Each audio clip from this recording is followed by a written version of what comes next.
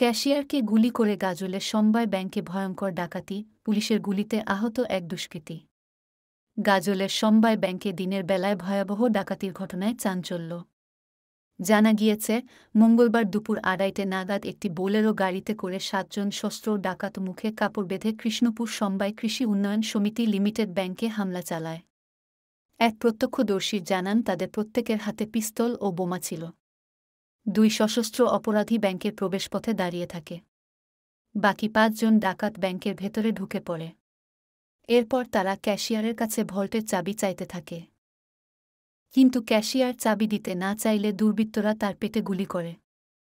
এরপর তারা বোমা ফাটিয়ে ভল্ট ও ক্যাশ বাক্স থেকে প্রায় ৬ লাখ টাকা লুট করে পালিয়ে যায়। এরপর আহত ক্যাশিয়ার ক্ষীরোদ মণ্ডলকে উদ্ধার করে তড়িঘড়ি গাজল রাজ্য ব্লক হাসপাতালে পাঠানো হয়। প্রাথমিক চিকিৎসার পর তাকে মালদা মেডিকেল কলেজ হাসপাতালে পাঠানো হয়েছে বলে জানা গিয়েছে। ব্যাংকের এক কর্মী জানিয়েছেন, দুষ্কৃতীরা ব্যাংকে প্রবেশ করে ভল্টের চাবির জন্য ক্যাশিয়ারকে জোর করতে থাকে।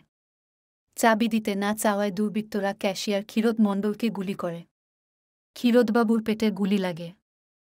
খবর পেয়ে গাজল থানার বিশাল পুলিশ বাহিনী ঘটনাস্থলে আসে। এরপর বিভিন্ন এলাকায় তল্লাশি শুরু করে পুলিশ। সর্বশেষ খবর অনুযায়ী ডাকাতিতে ব্যবহৃত গাড়িটি জব্দ করেছে পুলিশ। পুলিশের সাথে ডাকাতদের গুলি বিনিময় হয় বলে জানা গিয়েছে। পুলিশ ৩ দুর্বৃত্তকে আটক করছে এবং পুলিশের গুলিতে আহত হয় এক দুষ্কৃতী। গ্রেফতার হয়েছে সমীর মণ্ডল, মইদুল, সাবেব, শুভ ঘোষ তরফদার।